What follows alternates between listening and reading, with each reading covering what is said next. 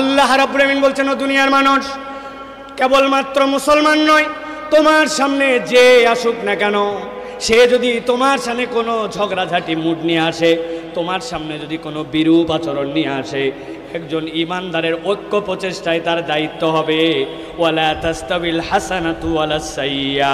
ইমানদার কখনো ভালোর সাথে মন্দের মিশ্রণ ঘটাবে না, ভালোকে দিয়েই সে ভালোটাকে আরো উন্নতর জায়গায় নিয়ে যাওয়ার চেষ্টা করবে, ভালো দিয়ে খারাপকে মিটায় দিবে।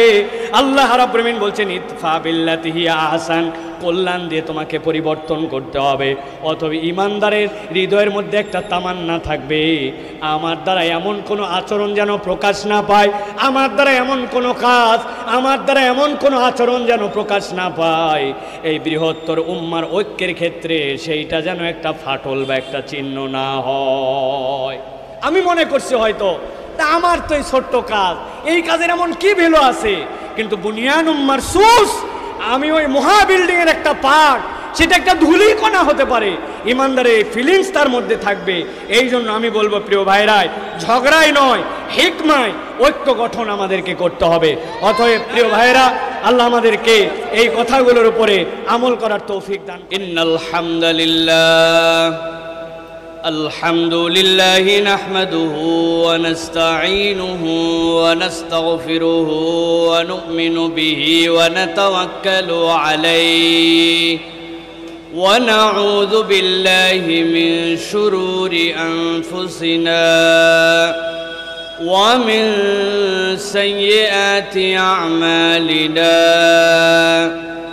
من يهد الله فلا مضل له ومن يضلل فلا هادي له وأشهد أن لا إله إلا الله وحده لا شريك له وأشهد أن سيدنا وحبيبنا وطبيب قلوبنا محمد الذي أرسله بالحق بشيرا ونذيرا وداعيا إلى الله بإذنه وسراجا منيرا. فقد قال الله سبحانه وتعالى في كلامه المجيد وفي فرقان الحميد. أعوذ بالله من الشيطان الرجيم.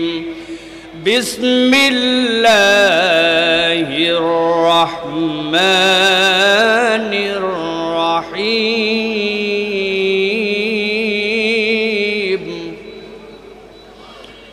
واعتصموا بحبل الله جميعا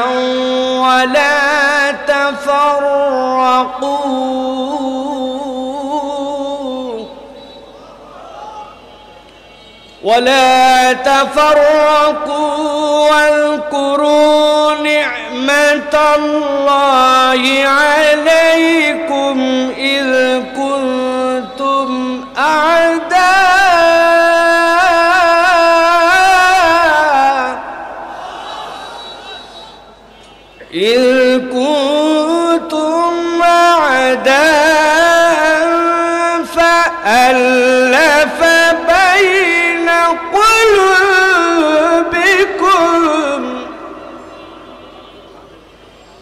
فألف بين قلوبكم فأصبحتم بنعمته إخوانا. وقال الله سبحانه وتعالى إن الله وملائكته يصلون على النبي يا أيها الذين آمنوا صلوا عليه وسلموا تسليما. اللهم صل على محمد وعلى آل محمد كما صليت على إبراهيم وعلى آل إبراهيم إنك حميد مجيد.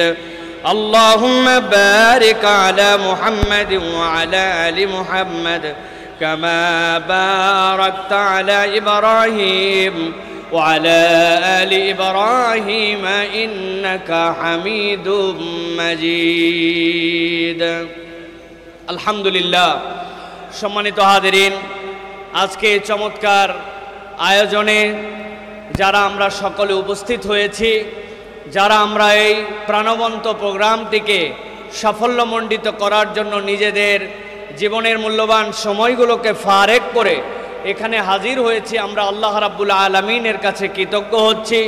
যারা আয়োজন করেছেন, যারা এসেছেন, যারা কথা শুনছেন, সকলের প্রতি আন্তরিক মোবারকবাদ জানাচ্ছি এবং আল্লাহ রাব্বুল আলামিনের কাছে কৃতজ্ঞতা জানাচ্ছি।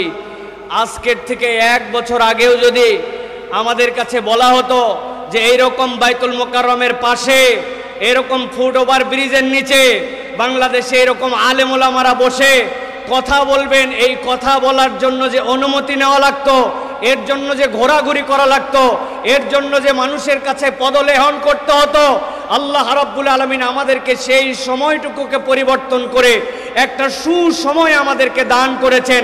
এটা দুনিয়ার বুকে অনেকে অনেক ক্রেডিট নিতে পারে, অমুকে মাস্টার মাইন্ড, তুমুকে হ্যান্ড করেছে, তুমুকে ঘোষণা দিয়েছিল, এইগুলা যা বলবে, যারা বলবে তারা আল্লাহ রাব্বুল আলামিনের সাথে গাদ্দারি করবে। আল্লাহ রাব্বুল আলামিনের ইচ্ছা ছাড়া এই বাস্তবতায় আমাদের সামনে আসার সম্ভাবনা ছিল না, ঠিক না? অতএব আমরা আল্লাহ রাব্বুল আলামিনের কাছে কৃতজ্ঞ হচ্ছি, আলহামদুলিল্লাহ।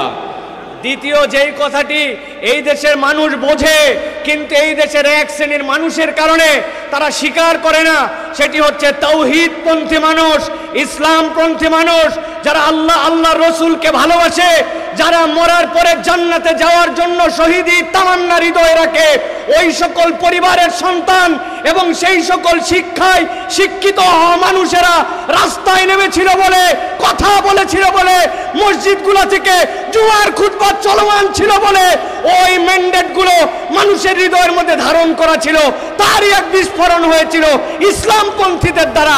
অন্য যারা ক্রেডিট নেয় এরা ধান্দাবাজ, মূল রক্ত দিয়েছে ইসলামপন্থীরা, তাওহীদপন্থীরা। ইসলামপন্থীরা না থাকলে বাংলাদেশের এই নতুন বাংলাদেশ দেখার স্বপ্ন হতো না।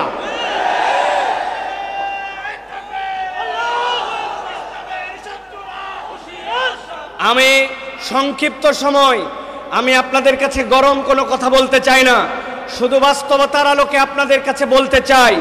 আজকে আমাকে একটা নির্ধারিত পয়েন্টের উপরে সংক্ষিপ্ত সময় কিছু কথা বলার জন্য আমাকে নির্দেশনা দেওয়া হয়েছে। প্রিয় ভাইয়েরা, গরম বক্তব্য আমরা শুনি, মুহূর্তের মধ্যে গরম করে ফেলতে পারি আমরা, এটা আমাদের সামগ্রিকভাবে স্পিরিটকে ধারণ করে না। যদি আমরা হৃদয় থেকে ইসলামের একটা চেতনা লালন না করি, তাহলে আমাদের মধ্যে ডান বাম, সামনে পিছনে, উপর নিচ বিভিন্ন দিক থেকে ষড়যন্ত্র আসবে, শয়তানের বাধা আসবে, আমরা সেই সময় টিকে থাকতে পারবো না। এই জন্য আজকে আমাদের আলোচ্য বিষয় সংক্ষিপ্ত সময়ে, সেটি হচ্ছে দ্বীনের বিষয়ে আমাদের ঐক্যবদ্ধ থাকার গুরুত্ব এবং পদ্ধতি কি হবে। এখানে একজন লোক যদি হাত তুলে আমাকে বলেন যে হুজুর, দ্বীনের বিষয়ে, ইসলামের বিষয়ে, ঈমানের বিষয়ে, তাওহীদের বিষয়ে, আল্লাহ রসুলের বিষয়ে আমাদেরকে ঐক্যবদ্ধ থাকতে হবে, এই ঐক্যবদ্ধ থাকার প্রয়োজন নাই, অথবা ঐক্যবদ্ধ থাকতে হবে, এইটা আমি বুঝি না। আমি বিশ্বাস করি এখানে একজন লোক নাই যে বলবে যে ঐক্যবদ্ধ থাকার দরকার নাই। এরকম কোনো লোক আছে ভাই? একটু আওয়াজ দিয়েন ভাইজান, আছে ভাই? নাই। কিন্তু আমার যে বিষয়টি আপনাদের কাছে উপস্থাপনে সংক্ষিপ্ত সময়ে 6টা পয়েন্টের আলোকে করতে চাই, সেটি হচ্ছে ঐক্যবদ্ধ থাকার গুরুত্ব আমরা বুঝি, কিন্তু ঐক্যবদ্ধতা থাকবো কেমনে? আমাদের মধ্যে তো মুহূর্তে মুহূর্তে ফাটল ধরে যায়, অমুকে অমুকের কাছে বিক্রি হয়ে যায়, তুমুকের কাছে বিক্রি হয়। এই দেশে কথা আছে, আগের রাত্রে 1 কাপ চা আর একটা বিড়ির কাছে বাঙালি তার ভোট বিক্রি করে দেয়, ঠিক কি না? এই জন্য আমরা বলতে চাই প্রিয় ভাইয়েরা, দ্বীনপন্থী মানুষেরা, ইসলামপন্থী মানুষেরা যদি এইটা অনুভব করে কেমনে আমরা ঐক্যবদ্ধ থাকব, তাহলে আমাদের জন্য এই কার্যকারণগুলা খুঁজে খুঁজে যদি গ্যাপ আসে, সেইটার বাহিরে আমাদের নিজেদের পথ চলাকে আমরা তখন মসৃণ করে নিতে পারবো। ছোট্ট একটা উদাহরণ দিয়ে আপনাদের কাছে কথায় ঢুকি।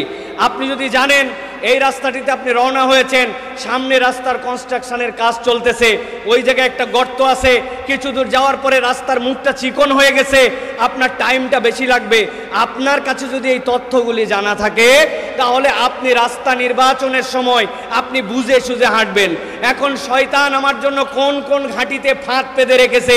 আমি আল্লাহকে পছন্দ করি, রসুলকে পছন্দ করে, ইসলামকে পছন্দ করে, কিন্তু আমি ফাঁদ চিনি না। এখন আমাদের অবস্থা হয়ে গেছে, আমরা সকলেই একটা ঝুলের মধ্যে চলতেছি, কিন্তু ডেপথলি আমাদের এই বিষয়গুলো আমরা অনুভব করছি না।